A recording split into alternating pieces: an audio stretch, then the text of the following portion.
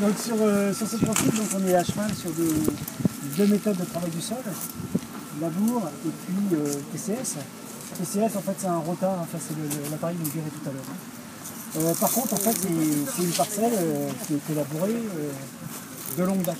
Donc quel que soit, c'est pas le fait de passer en TCS une année qui change grand chose sur le profil.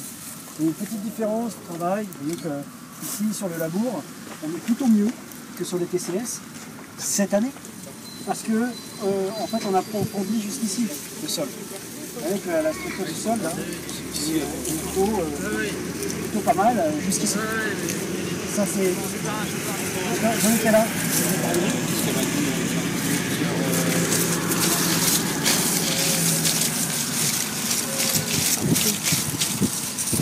Qu'est-ce que vous en pensez? C'est bien. Oui, oui. Ce que je veux dire par là, c'est qu'en un an, vous ne changerez pas le sol. Le sol a de la mémoire et vous retrouvez la semelle de labour ici. Oui. Donc vous cumulez deux choses. Vous cumulez le fait de travailler moins profond cette année, le sol, puisque vous êtes passé en TCS, avec le fait de conserver une semelle de labour tout du long ici, qui reste exactement la même, et donc qui handicape les descentes des racines.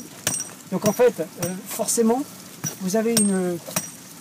Là où en TCS, on rattraperait les choses en ayant en dessous un sol avec une bonne structure, d'un bout à l'autre, un enracinement puissant qui descend, mais là, il est arrêté par cette semelle de labour. Donc, je ne sais pas, tout à l'heure, Frédéric Thomas disait l'important, c'est on fait un bénéfice TCS au bout de 3 ans. C'est ça qu'il disait. Hein. Vous vous souvenez de ça? Oui. Et qu'est-ce qu'il a dit? Il a dit c'est quasiment immédiat, il faut 3 ans. Quasiment immédiat, 3 ans. Il a complètement raison. En un sol, avant que les autres aspects, c'est-à-dire que là, la structure s'améliore, etc. Ça veut dire qu'on a restructuré le sol, on l'a laissé se mettre en place avec les strates, je dirais naturelles, un sol naturel, matière organique, organisme aérobie, organisme qui peut supporter des périodes d'asphyxie, etc., etc. Des vers de terre qui font leur boulot. Avant qu'on récupère toute la structure de ça, il va se passer 4, 5, 6, 7 ans. Donc c'est pas en disant bah, cette année je passe en TCS qu'on va avoir quelque chose. Ça va certainement être moins bon les 3 premières années, parce qu'on va accumuler différentes choses. Si tu veux, on est trop gourmand, on voudrait tout récupérer tout de suite. Donc il faut laisser le temps se faire et il faut que ça passe par différentes phases. Alors, s'il y a suffisamment d'humidité, les racines vont réussir à passer. D'autre part, je ne sais pas si vous voyez, il y a une couche de terre là, ici, là, là, et ici, là, vous avez des racines. Vous la voyez? Donc il y en a une ici, il y en a là-bas, il y en a qui sont actives. Alors, je sais où elle est. Voilà ici, je ne sais pas si vous voyez, des petits bouts de... Ah, on voit moins. Des petits bouts de terre qui tombent, qui sont accrochés à des bouts de racines. Ici, là. Et ça descend dans des failles. Ici, vous voyez un trou de terre que j'ai coupé là.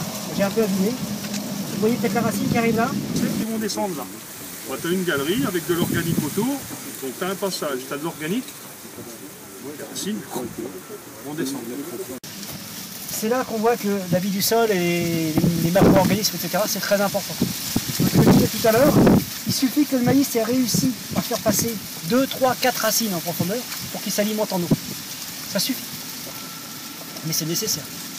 Par contre, le faible, là on devrait avoir une densité de racines bien supérieure. On ne l'a pas tout simplement à cause de cette barrière ici. Donc là, on perd du rendement.